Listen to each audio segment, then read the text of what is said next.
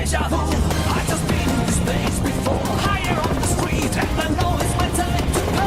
Calling you, and the search is a mystery. Standing on my feet, it's so hard when I try to be me. Oh, deja vu, I've just been in this place before. Higher on the beat, and I know it's a place to go. Calling you, and the search is a mystery. Standing on my feet, it's so hard when I try to be me. Yeah.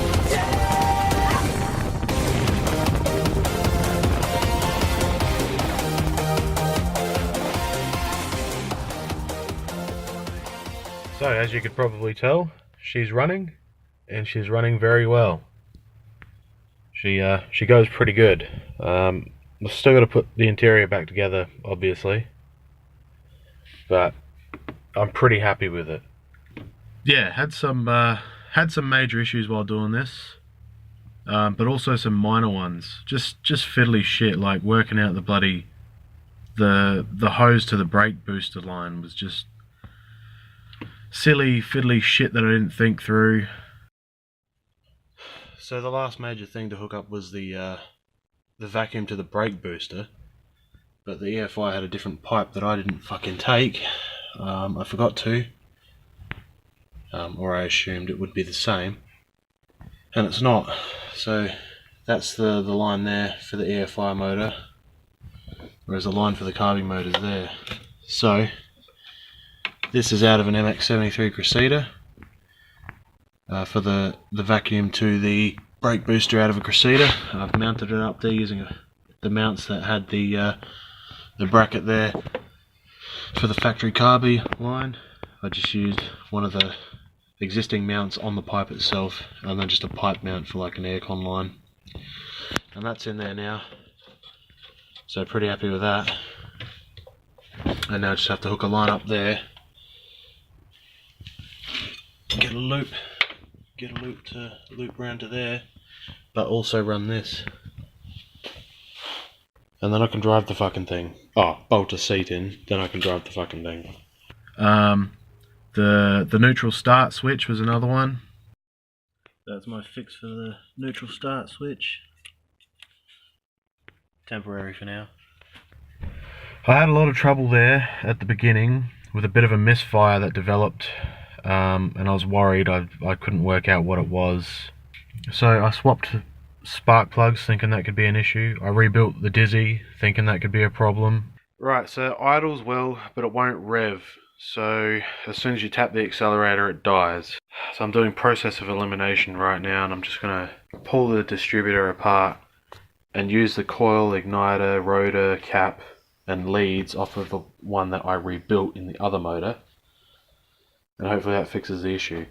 Unfortunately, I can't just straight swap the distributor because this one doesn't have a vacuum advance and the other one does, because the other one's for carbureted motor. So I'm just going to swap the internals. I pulled the injectors out and swapped them out for some that I cleaned with acetone. Squirt acetone through them with a syringe on a hose. Hook them up to a battery and pulse them to let the acetone go through. I chucked those in. I had to replace the gasket to do that between the two manifold pieces, which was a bit of a pain. It turns out 5mg injectors are the exact same. 23250 45011.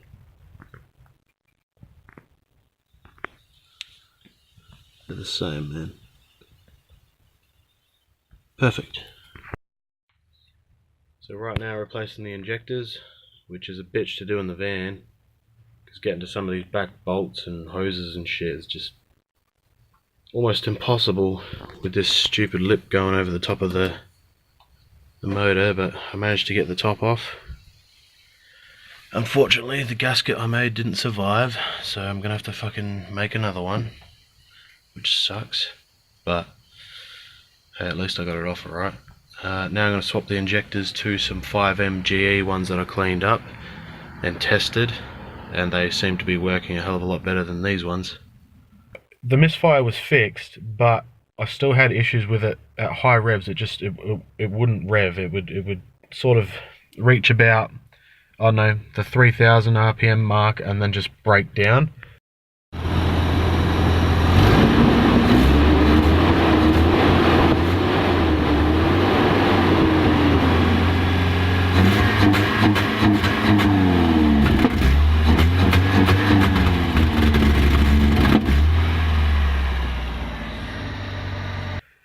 I kept thinking it was spark related, like igniter or something, because it seemed like, you know, when a coil breaks down and it's like you try revving, it reaches a certain point and then just starts breaking down and not firing properly. That's what it was like.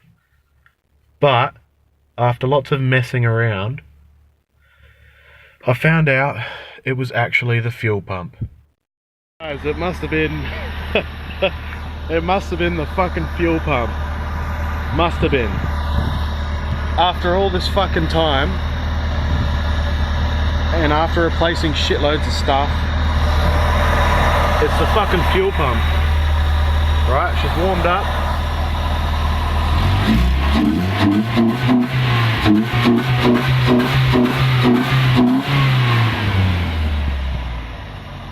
Sounds fucking alright for a van.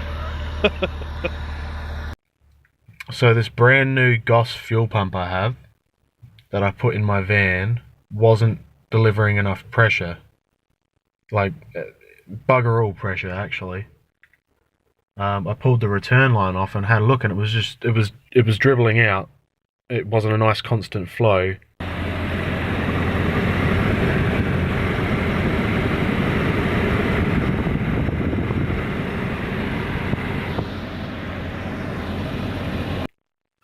So I dropped the tank, and then I put the factory Toyota one back in, the 30-year-old one from the tank that I put in this van.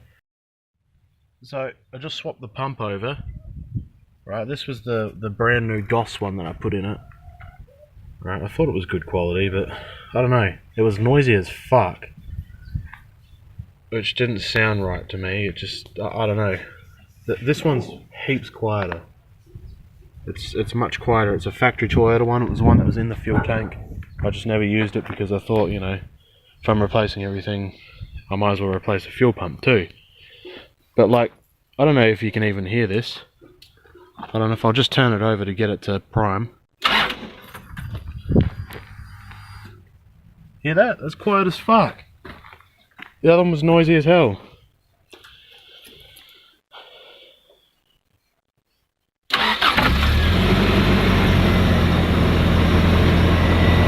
Well, I'll let this warm up and then I'll give it a few revs and see if it's fixed the problem or not.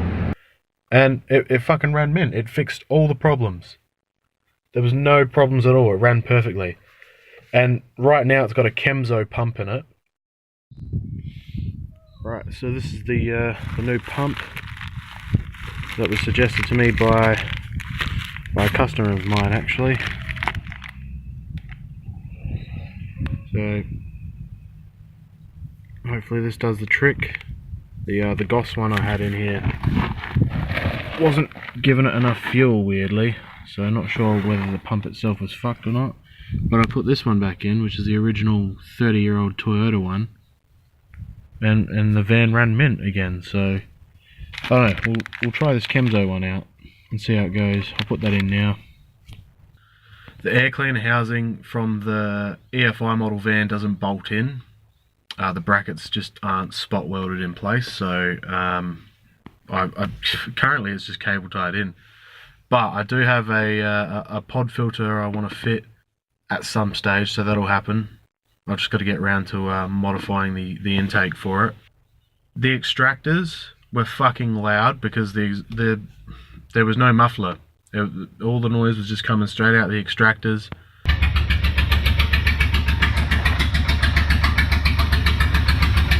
Sounds stupid. So cold. Open up. So I couldn't hear shit, which is why I couldn't hear the friggin' misfire right at the start, because I was going fucking deaf. But yeah, I ended up doing a really dodgy setup with the exhaust. The exhaust I did was pretty dodgy. But if it fucking, you know, works just for tuning it now, just to get it to an exhaust shop next week, as long as I can get this running sweet over the weekend. We'll see how this goes. It's doing my head in. And that did the job. That keeps it quiet enough. I actually drive around like that at the moment. I haven't gone far, just local, because it's dodgy as fuck. But it's booked in for its exhaust later today, so I'm going to take it and it's going to get it done and it's going to be sweet. The fuel pump cradle needed some modifying for the Kemso pump, which wasn't major, it was just some fiddly shit. A person on Toy Mods referred me to getting Kemso pumps off of eBay, and it's great. It runs mint now. You know, the new pump's fucking awesome. So that Goss pump basically delayed this for about a week. That's why I haven't done an update video for a while. I've been struggling with this shit. But it's finally sorted. It runs mint. EFI shits all over the original carby motor. I think the extractors definitely help a lot too. It's got balls for a van. Like, you know, it's not a fucking rocket, but I see people bitch about the 4Y Tarragos being slow as hell. I just think to myself, try drive a fucking carburetted 3Y Tarrago before you complain. Right, I'm stoked that this is EFI now. Right, I can hop in it on a cold day, turn the key and it friggin' starts, which is amazing. No pumping, no fucking around. It's got aircon and power steering lines in it. I haven't put the rack in it yet because I need to get that rebuilt, but that might happen after my trip to Germany in mid-October, which is very soon. The aircon needs regassing, so that way I can test it after replacing all the seals and all that, and the fridge as well. So yeah, it's getting there, but at least I can drive it now. I have to get the dash back together, because I mean, if a cop pulls me over and sees it like this, they're just going to slap a fucking canary on here. For people that don't know what that means, they're going to defect me.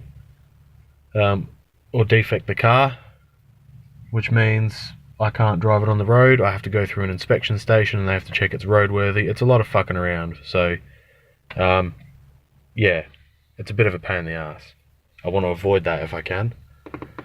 But yeah, it's getting there. Still needs some, you know, some cleaning up, but the seats are awesome. The carpet's awesome. Center console, everything. I'm happy with it so far. I just got to finish it off. The roof lining's shit at the moment, but what do you do? I'm pulling this roof lining out, this fabric one, because I've got a solid one to go in all the way through. That has the vent here. That's just cable tied for some test fitting. So I'm going to be ripping all this shit out and fitting the hard one. I've still got to do the electric windows, so I have to pull the door cards off, fit all the electric window gear, and then put the blue door cards on, fit all the blue dash. I did fit a from a spacer. I fit an engine lid from that because I have mounting points here and here to mount a like a little tray. I'm just midway through fitting this engine cover, which is actually out of a spacer. It's the same as Rahgo, other than these mounting tabs for a little center tray. The factory tray out of the spacer doesn't fit under the armrests on the seats, but I want to put this in anyway in case I end up making something or modifying it to suit these mounts. I figured that'd be pretty cool to have a little tray there to put, you know, just put my phone in or wallet or whatever, you know. So I'm going to do that. I'm going to mount that here. It needs to be modified and lowered a bit though to actually fit here, because these are bloody close. So I might see if I can fit something or make something up to fit here even. I just have to cut holes for the mounts in the carpet. The back is still a shit fight, but I still want to do all the Gauff sheet metal on everything there. The outside still needs some work done as well. I mean, I got the headlights mounted in, and they're fucking awesome. They look so cool, and they're bright as hell. Now, that was another minor issue, is Toyota's headlights are negative switching. And these LED headlights I got from, they're to suit Harleys. So they weren't bolt-in, they were nowhere near bolt-in, which was a friggin' nightmare. I got them to fit in, but the high beams won't work because they're negative switched. So I've ordered these little looms from LED Light Bar Australia, I think the site was called. Basically you plug them in and that converts the neutral switching signal to positive switching to hook the headlights straight up. Now I could have stuffed around and done it myself with some relays, but I think something that's plug and play is going to look a hell of a lot neater and be easy to convert back to factory if need be. Yeah, it's going to look much neater with the plug and play, that's for sure. So once they rock up, I'll have high beams. For now, I only have low beams, but I'm not driving at night currently anyway. And the Parkers look sick. I fucking love that. I've actually hooked them up so they turn on with the switch from the Town Aces, the Jap models fog lamps. So I can still have my tail lights on at the combination switch by turning to the Parker spot, Parker position. And I can turn the Parkers, the halos, the LED halos in the headlights on or off via that switch for the fog lamps, which is pretty cool. Not necessary, but cool nonetheless. Another thing is I have flares. They've rocked up, the little 30mm flares.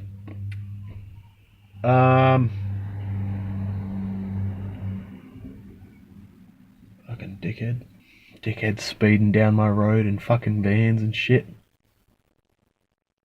Yeah, so the flares have rocked up, and the flares are pretty cool. They're I had to order them from a site, a Russian site, because I couldn't find 30mm flares anywhere for the life of me. But I've got them. I've got the wide wheels in the shed, which I just need to get tyres on, so then I can mount the flares front and rear, which would be awesome.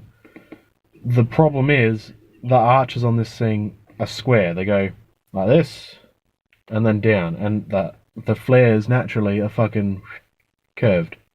So I might have to do some fucking more welding than I anticipated for that, which, you know, I guess it doesn't matter. I'll do it. Once the flares are done, and once I finish off the front where the headlights are, it's pretty well done, I guess. I've still got to fix some rust in the hatch, but you know, that can wait. That's not major. Well, technically flares aren't major, but flares look sick, so I'm gonna do it. So I still have a bit to go, but it's driving, so I'm friggin' stoked about that, and it's so sweet to drive now. I love it. You know, I'm so happy I can drive this thing again, and I never thought I'd be ever saying that about a Rahgo, but I fucking love the fact I can drive my Rahgo. Sue me. And now that it's done, I'm not so stressed out. I've actually had an opportunity to shave, which is awesome, because I was looking like a woolly mammoth for a while there. But yeah, that's it guys. I'll keep you updated on all the other gear, like the electric windows, the electric curtain rails, and everything that I've got to put into this. But at least that yous now know it's running mint. If yous have any questions about doing the conversion, feel free to ask me. If you ever have any nightmares with a fucking engine not running at high revs, consider the fuel pump. I definitely will from now on. But yeah, that's it guys. Catch us later.